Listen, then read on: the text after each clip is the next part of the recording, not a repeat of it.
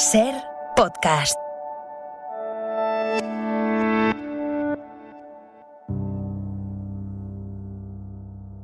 Un viaje a Barcelona, llegar a medianoche sin que nadie te espere, estar sola, pero sin miedo, al contrario, que resulte excitante esa profunda libertad de la noche. Esta es la carta de presentación de Nada, de Carmen Laforet, premio Nadal en 1944, una novela que es mucho más que una novela de posguerra. Es una historia que nos habla de una juventud rebelde que intenta construir su propia identidad en medio de los desastres que deja una guerra, y lo hace desde la mirada de una chica de 18 años que solo busca encontrar su camino.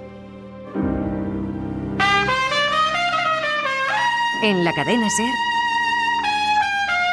La Hora Extra, con Raquel García.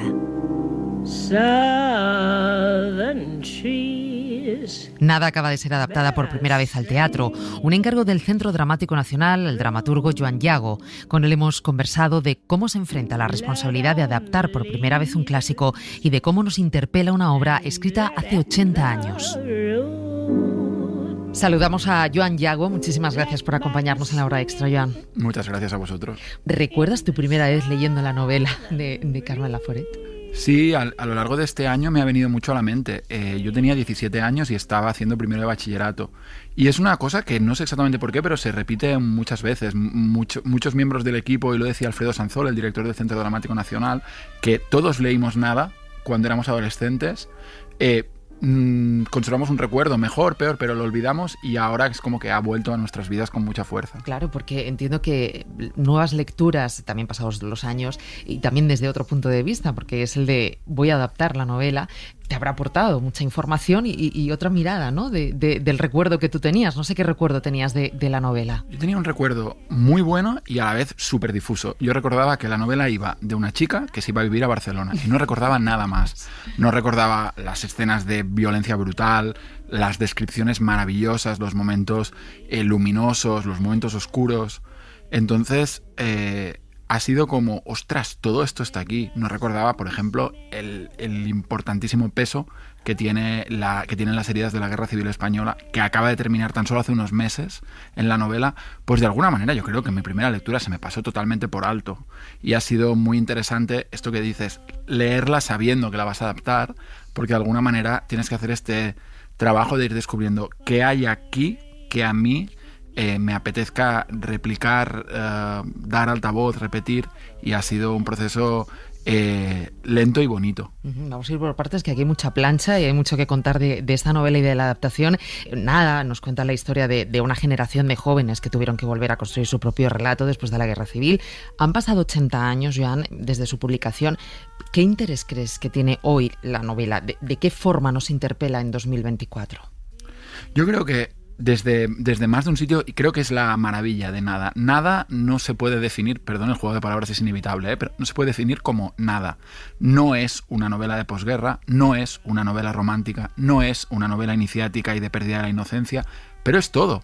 Entonces, creo que cualquier persona que es o ha sido joven, tiene o ha tenido 18 años y se ha sentido perdida, se ha sentido que no quiere, que no sabe qué quiere hacer en la vida, quién quiere ser, que ha notado el peso de la familia, se va a sentir profundamente interesada por la novela. Cualquier persona que sienta un cierto interés hacia nuestra historia y hacia la movida que llevamos encima y que han llevado encima nuestros abuelos, nuestros padres, se va a sentir súper interesada por todo lo historiográfico. Y cualquier persona que haya sentido una relación extraña de amistad, que va más allá de la amistad, que tiene amor, pero no es exactamente amor romántico, tiene o no tiene un espacio para el deseo, se va a sentir interesada por la relación tan maravillosa que hay y tan compleja que hay en la novela entre Andrea y Ena. Entonces, es una novela de estas que un poquito lo tiene todo y no se puede resumir como una novela sobre. Y yo creo que este es el gran interés de la obra de Carmen Laforet, y lo que nosotros también, como hemos podido, hemos intentado mantener y trasladar al escenario. Como decíamos antes, aquí muchas primeras veces. Es la primera vez que se adapta la novela de Carmen Laforet. Claro, yo, al ser una primera vez, la responsabilidad entiendo que es mucho mayor. ¿Cómo te enfrentas a la adaptación también de un texto que es un clásico de nuestra literatura? Pues la verdad, mi primera respuesta fue un no. cuando me dijeron de hacer, porque pensé, no, es que esto no se puede hacer, esto no se va a hacer bien. Y de alguna manera, cuando hablando con Beatriz Jaén, la directora, nos dimos cuenta que nadie lo había hecho, dijimos, bueno, pues alguien lo tiene que hacer por primera vez.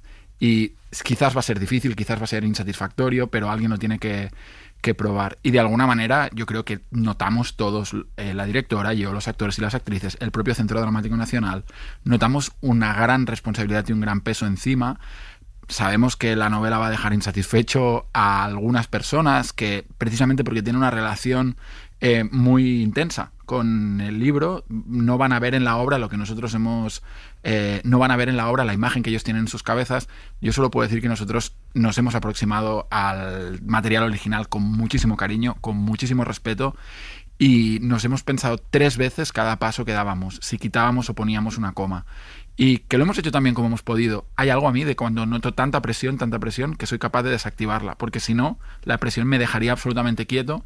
Entonces, de tanta presión que siento, termino por no sentirla, ¿no? Y ahora ya pienso que venga el público y que la disfruten. ¿Con qué ideas partes para hacer la adaptación? No sé si desde el principio siempre fue que fuera una adaptación absolutamente fiel del texto de Laforet. Quizás no desde el principio, pero pronto, al darnos cuenta de que nunca se había hecho una adaptación desde un gran centro de creación público, pensamos, seguramente no es el momento de ponernos nosotros a juguetear, a reescribir, a cambiar el punto de vista. Siempre decimos, Hamlet, como se ha adaptado 800 veces, El Quijote, como se ha adaptado 800 veces, ahora quien la adapta puede permitirse ponerse juguetón y decir, voy a explicar El Quijote desde el punto de vista de Sancho. Pero nada de Carmen Laforet, al ser esta su primera versión teatral, el instinto nos ha llevado, sin que nadie nos lo haya impuesto y sin tal, nos ha llevado a intentar ser relativamente conservadores, respetar el producto que dicen los cocineros, no echarle demasiadas cosas, decir, aquí lo tienes, esto es. Evidentemente hemos tenido que hacer operaciones, recortar mucho texto, fundir personajes, eliminar cositas, pero hemos intentado que sean operaciones que no llamen mucho la atención, que sean discretas y que incluso quien no se sepa la novela de memoria tal vez ni siquiera las note, pero evidentemente están allí, se han tenido que decidir cosas. Veremos qué dice el público, cuál es su respuesta, pero no sé si el resultado final, cuando ya terminas, es muy diferente de lo que imaginabas cuando empezaste a trabajar el texto. Siempre hay cosas que son diferentes, pero yo siempre me quedo más con las cosas que son iguales, ¿no? Porque es tan satisfactorio como dramaturgo cuando de repente... además, cuando no has podido estar muy presente en un proceso de ensayo, yo he ido yendo y viniendo desde Barcelona, y cuando entraba en la sala de ensayo y veía un momento en que decía, esto es exactamente como me lo había imaginado, esto es exactamente como aquella conversación que tuvimos hace 5 meses Beatriz y yo, esto es exactamente lo que sentí cuando leí la novela, pues estos momentos son muy maravillosos. Joan Nada nos habla de la construcción de una identidad desde el trauma, el de la guerra civil, desde un punto de vista, como comentábamos antes, esa generación de jóvenes nacida en la década de los 20, sobre todo desde el punto de vista de una mujer, de Andrea, que antes mencionabas, a través de sus relaciones, de sus miedos, de sus anhelos. ¿Cómo has trabajado esa mirada de género, ese personaje de Andrea, ese mundo interior de ella y respecto también al resto de personajes? En este sentido ha sido imprescindible tener al lado a Beatriz Jaén, la directora de la función, que nos hemos intentado acompañar durante todo el proceso mucho el uno al otro. Ella ha estado conmigo durante la adaptación y yo he intentado estar con ella durante los ensayos. Lo que hemos hecho ha sido... Pues la verdad, no añadir mucho a lo que ya hay, porque Andrea es un personaje terriblemente moderno, terriblemente contemporáneo. Es la famosa chica rara, como se refirió Carmen Martín Gaite. Este personaje que sí, que es una chica joven nacida en la década de los 20, pero que tiene una mirada hacia la vida, un sentimiento de libertad, un anhelo de libertad profundamente moderno, profundamente contemporáneo. Ella no se ve capaz de cambiar su mundo, pero tiene muy claro cuáles son las cosas de este mundo que no quiere que formen parte de su vida. Son muy claras sus referencias al terrible escenario de violencia machista con la que tiene que convivir en su casa. Su anhelo de libertad, su anhelo de independencia, su claridad de no voy a depender de la vida de un hombre. Mi objetivo en la vida no es casarme y tener hijos. No quiere decir que no quiera casarme y tener hijos, pero no he venido a la vida a esto. Yo he venido a la vida a vivir. y ya veremos hacia dónde me lleva. Esto, desde este personaje tan joven, yo creo que, volviendo a la pregunta del principio, es lo que más va a interesar al espectador contemporáneo, porque creo que hay algo bello de esta juventud rebelde que todos hemos tenido dentro, ¿no? Cuando teníamos 17, 18 años, y que releerla, creo que si ves la obra con 18 años te puede empoderar. Creo que especialmente, tal vez, si eres una chica y eres una chica que no estás pudiendo vivir la vida como a ti te gustaría, y si ya no eres una chica o un chico y ya eres una persona crecida, pues de alguna manera la obra te conecta con este sentimiento de rebeldía y de no conformarse con el mundo que tienes a tu alrededor.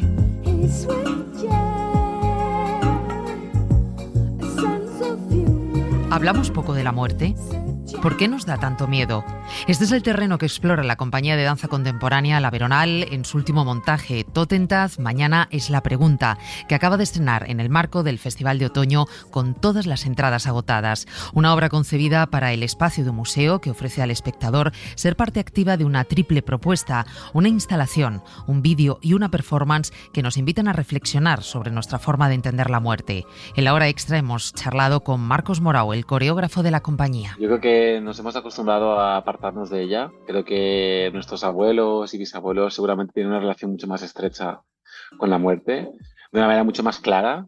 El bienestar, el progreso, la fantasía, las redes sociales, toda la ficción en la que estamos sometidos nos acerca a una impermeabilidad hacia la muerte. Yo creo que las sociedades, los países, la gente que no tiene nada, está sufriendo guerras, que está sufriendo hambrunas, que está sufriendo miserias, tienen el mismo miedo a la muerte que tenemos nosotros. No estamos en un momento cualquiera, estamos en un momento donde salíamos de una guerra, no acabamos de salir de ella, entramos en otra, estamos en un momento donde una pandemia de 4 años, donde hay unas crisis climáticas, donde hay como muchas turbulencias mediáticas, sociales, políticas, culturales, donde hay mucha tensión, mucha crispación. Entonces, yo creo que es normal que no sea solo La Veronal, Marcos Morau, los que se paren y hablen de la muerte. Creo que tantísimos otros artistas lo hacen. Y creo que a veces es bueno, ¿no? Como pararse y reflexionar y ver de qué manera vivimos y ver de qué manera vamos a dejar el legado para los que vienen después, ¿no? Entonces, con todo esto en la batidora, con todo esto en la mesa de trabajo, levantamos un proyecto que genera paz, porque la muerte, nadie ha vuelto de ella para contárnoslo, ¿no? Pero siempre se dice que lo que más miedo de la muerte es acercarse a ella. Una vez estamos en ella, una vez estamos muertos, una vez la muerte ha triunfado, esta victoria de la muerte. Es blanco, es neutro, es nada, no existe nada. Los que se quedan son los que lo sufren, ¿no? Entonces, el espectáculo trabaja en esta capacidad como placentera, pero también con esta tensión que nos acerca a ella. Desde Barcelona llega Madrid Jauría, de Miguel del Arco, ahora en Nave 10 de Matadero, la obra sobre el juicio a la manada, estrenada en 2019, cuando todavía no había sentencia del Supremo. Un texto construido íntegramente con fragmentos de las declaraciones de los acusados y de la denunciante, de sumarios y de transcripciones publicadas en los medios, y que ahora llega revisado, con algunos elementos nuevos, otro elenco y una nueva mirada que nos ofrece el paso del tiempo. El chico que me estaba dando el beso me tenía agarrada de la mano y tiró de mí hacia el portal. Y luego había otro chico, que creo que era el que estaba yendo y viniendo todo el rato en el trayecto, que también me metió en el portal con ellos. Creo que era como... Me gustaba la idea de volver a abordar este tema con la perspectiva del tiempo.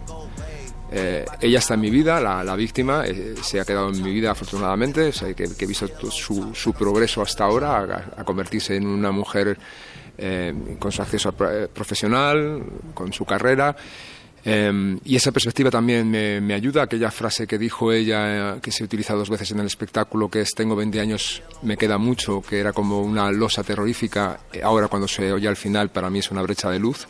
Al arrancar el espectáculo, cuando ella está empezando a visualizar la Plaza del Castillo, cuando llegó con su amigo, no sé qué, en este nuevo montaje la pongo a bailar. Y la pongo a bailar de una forma desenfrenada. La pongo a bailar como bailaría una mujer de 18 años que ha consumido mucho alcohol y está pasándoselo muy bien. Entonces son estas cuestiones que previamente, al principio decía, hostia, no quiero hacer nada que pueda parecer, que seguimos con esa línea de que parezca la víctima perfecta, esta cuestión de decir, y esto también afortunadamente se deshace, y yo creo que es el paradigma de este caso y por qué lo convierte en un antes y un después. En algún momento de los ensayos todos se partieron por la mitad. Y todos se partieron por la mitad en la empatía fundamentalmente de lo que estaba sucediendo en el caso de cuando era María o cuando ha sido ahora Ángela Cervantes. Hemos tenido momentos de catarsis, o sea, eran los dos lados, momentos de dolor brutal que eran incapaces de decir texto porque de repente aparecía el llanto de una forma continua y también la risa nerviosa de no poder poner en boca según qué cosas. Pero sí que es verdad que he notado que la revisión con respecto a ellos se empezaba a hacer, a mirar realmente, a hacer un planteamiento de esto ya no estamos hablando de un violador rijoso con un destornillador que te espera al otro lado de la esquina. Estamos hablando de una manera de qué tipo de comportamientos he podido tener yo que de alguna manera contribuyan a crear este caldo de cultivo. Yo creo que profundiza en esa nueva perspectiva, ¿no? O sea, en una nueva perspectiva que seguramente nos hace pensar y para mí, por ejemplo, desde el principio, ahora seguramente con muchos más principios o fundamentos, siempre incidía en ellos es en no alejarlos, en no convertirlos en alguien a quien no conocemos, en no convertirlos en gente que está muy alejada de nosotros. Yo les decía, es absolutamente imprescindible que en algún momento la gente, cualquier espectador pueda sentir empatía con vosotros, pueda de repente tener una cierta duda al respecto de lo que está sucediendo.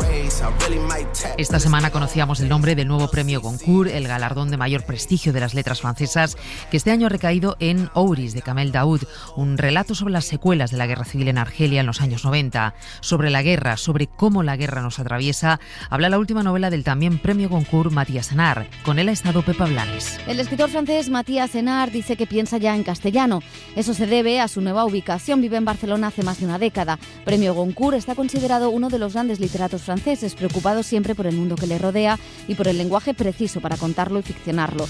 En Desertar aborda temas como la guerra, la memoria, la desesperanza y el fin de las utopías. El ensayo, la historia, se interesan por el relato colectivo, digamos, ¿no? Pero la ficción entra en la intimidad, en la realidad del cuerpo de cada uno, de sus pensamientos, de sus emociones y también a nivel de vida. Por eso estas dos historias se complementan también, ¿no? Porque acaban dibujando un poco, si bien son dos seres humanos muy distintos, lo que se retratan, pues sí hay en conjunto hay una forma de humanidad ahí. Por medio de dos relatos paralelos, el escritor nos cuenta el pasado y el presente de Europa, un continente que vivió la guerra y que ahora vuelve a vivir en esa incertidumbre y a tener la violencia cerca, muy cerca. Cuando ya tenía en la cabeza la idea del matemático y de su hija Irina y de su mujer Maya y de todo este mundo, pero me faltaba algo más concreto, ¿no? de lo que es realmente la violencia histórica. Y es ahí donde surgió este segundo relato, porque al final todo es hablar de la violencia histórica, de lo que es estar en medio, ¿no? de esta terrible historia que ha sido el siglo XX, pero de una forma más sutil, sin entrar directamente, ¿no? en la descripción de la batalla, de la guerra, del campo y todo esto, ¿no? Quedándonos un poco alrededor. Pero la tensión que hay entre estas dos historias es la que crea realmente, creo, la sensación de realidad de lo que fue esta época. Decía el escritor que firma en Desertar un alegato por la paz y una denuncia de la violencia. Lo hace con una prosa cuidada y elocuente que nos cuenta dos historias. Por un lado, las penurias y reflexiones de un soldado desconocido que huye de una guerra. No sabemos mucho más, solo de la suciedad, el hambre, el frío, el horror y la soledad. Me había molestado, no es algo más, ¿no? Como realmente cambiado de un día para otro fue la invasión de Ucrania de parte de Rusia, ¿no? Que fue esto muy difícil, un momento muy duro para mí, porque hasta el último segundo creía que esto no iba a suceder, ¿no? ¿Sabes? Y no fue el caso, obviamente. Por otro lado, el relato de un matemático que fue comunista y superviviente de los campos de exterminio, como muchos antifascistas. Ahora su hija cuenta su historia en el momento justo en el que se homenajeará a este científico obsesionado con los números y sus consecuencias. Y gente como Paul, militantes realmente, gente que se creyó hasta el final que esto podía llegar a ser el bienestar de la humanidad. Bueno, hubo hubieron muchos. Una historia sobre el fin de las utopías, la del comunismo en los 70 y la del capitalismo ahora. También sobre la guerra y sus consecuencias más íntimas en las familias, en los amores. El autor conecta todas estas historias personales con los atentados del 11 de septiembre y con la guerra actual en Ucrania. Una manera de insistir en que cualquier cosa, cualquier conato de violencia en el mundo nos afecta a todas y a todos, estemos donde estemos.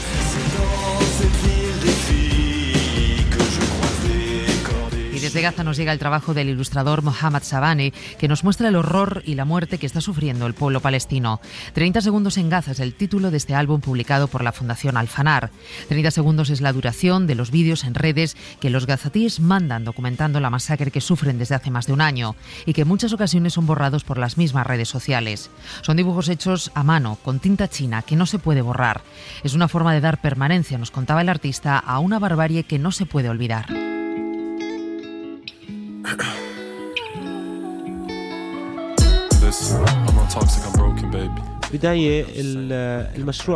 El principio del proyecto fue una reacción natural para cualquier artista al ver esta brutalidad que ocurrió en la Franja de Gaza y que sigue ocurriendo hoy en día. Esos vídeos que duran 30 segundos, mucha gente no es capaz de terminar de verlos. Era una necesidad seguir documentando y mostrando esos 30 segundos que han cambiado la vida de esa gente y que muchos no podemos terminar.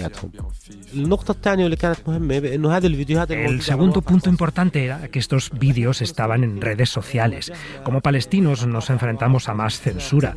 Se está perdiendo contenido de apoyo al pueblo palestino o también porque son imágenes muy duras. Por lo tanto, existía el temor de que esos materiales de Gaza desaparecieran. Lo que hice fue descargarme esos vídeos para asegurarme de que no desaparecieran y a partir de ahí trabajar. Al usar tinta china, esa forma de dibujar le da peso a los dibujos, le da capas, profundidad y no se borra con el agua. Es un intento de demostrar que este tipo de documentación tiene que tener permanencia. Es algo tradicional, duradero, en contra de lo que son las redes sociales en cuanto a inmediatez, rapidez.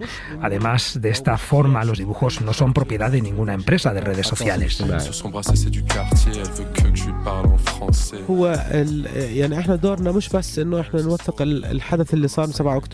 Nuestra función no es solo documentar lo que pasa desde el 7 de octubre. Los palestinos hemos estado sufriendo esta ocupación desde hace más de 76 años. Yo soy un artista palestino y como palestino esa es mi causa y no es una causa lejana, la vivimos de forma diaria. Para mí no es la cuestión de dónde vivo como cualquier ciudadano del mundo, es una cuestión personal.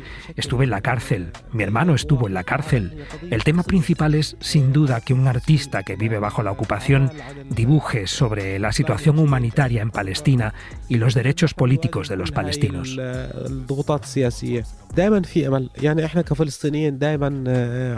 Siempre hay esperanza. Sin esperanza no podríamos seguir.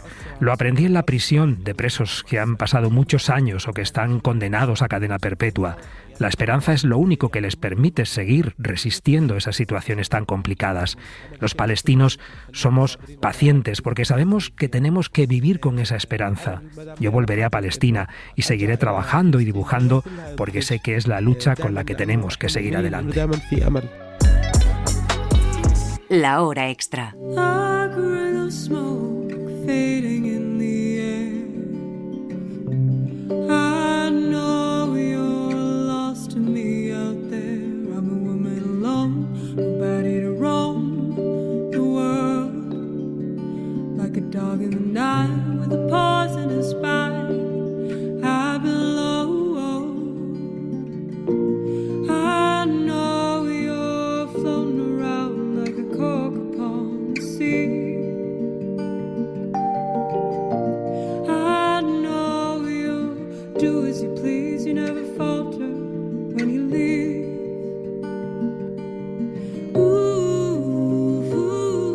Su nombre estuvo olvidado durante años, sepultado por la historia que sí otorgó un lugar a Kandinsky y a Mondrian como precursores de la abstracción.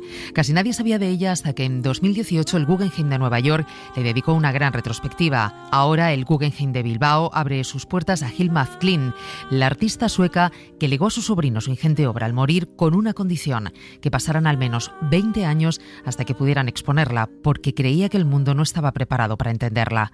Una apasionante historia que nos cuenta desde Radio Bilbao Alba Salas.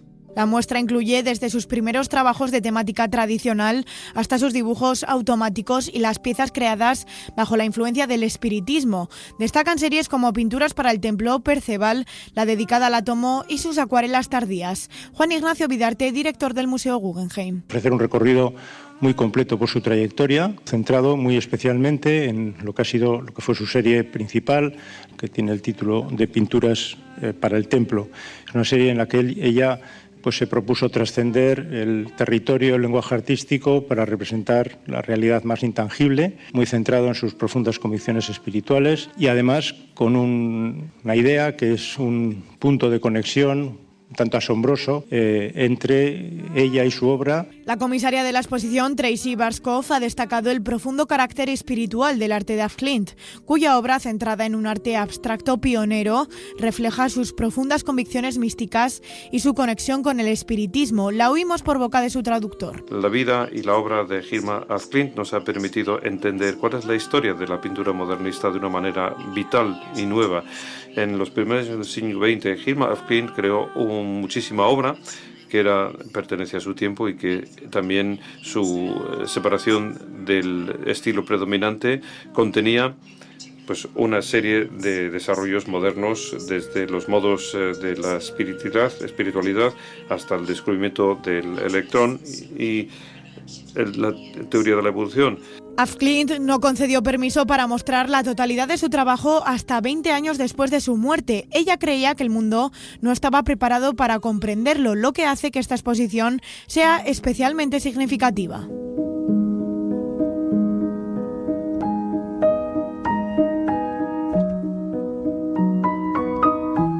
Fueron sus últimos años de vida, una de sus épocas más prolíficas en la que pintó algunas de sus obras maestras, Los girasoles, Casa Amarilla, Noche estrellada sobre el Ródano. La National Gallery ha abierto sus puertas al Vincent Van Gogh más poético y conceptual, el que vivió en el sur de Francia, el que se inspiró en poetas y en escritores, el que intentó fundar con Gauguin una residencia de artistas. El museo celebra con esta espectacular exposición 200 años de historia que nos cuenta desde Londres María Sabarís.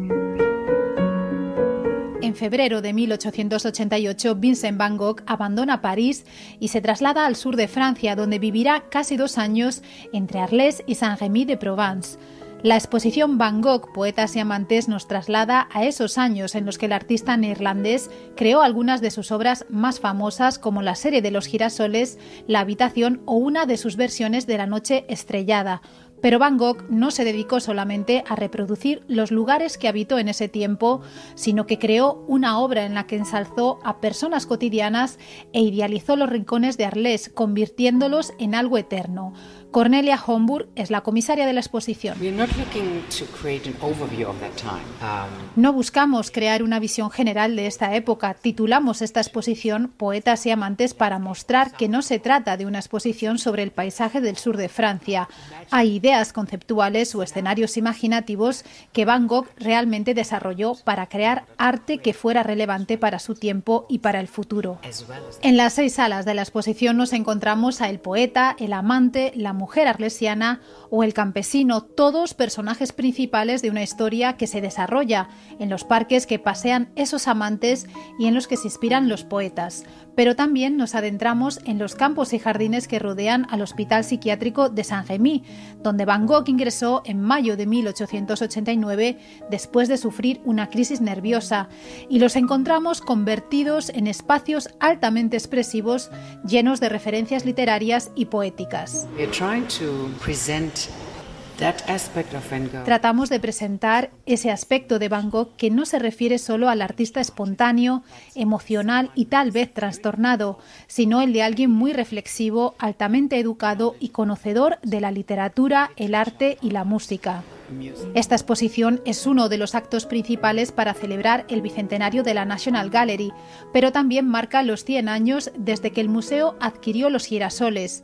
Girasoles que Van Gogh pintó en su famosa Casa Amarilla de Arles y que no están solos en esta exposición. Se pueden ver por primera vez acompañados de otra de las versiones de los girasoles que Van Gogh creó en ese verano de 1888, en este caso con el fondo azul y que nunca antes había salido del Museo de Arte de Filadelfia.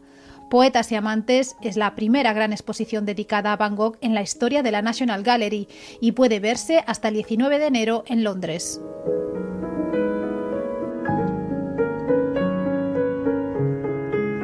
Gracias a María Jesús Rodríguez, que ha estado al frente de la realización, y a todos los que nos escucháis cada semana al otro lado. Adiós.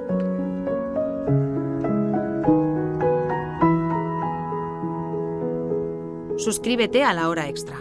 Todos los episodios y contenidos adicionales en la app de Cadena SER y en nuestros canales de Apple Podcast, Spotify, iVoox, Google Podcast y YouTube.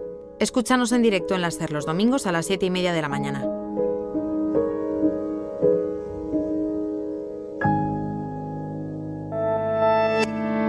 Cadena SER. La radio.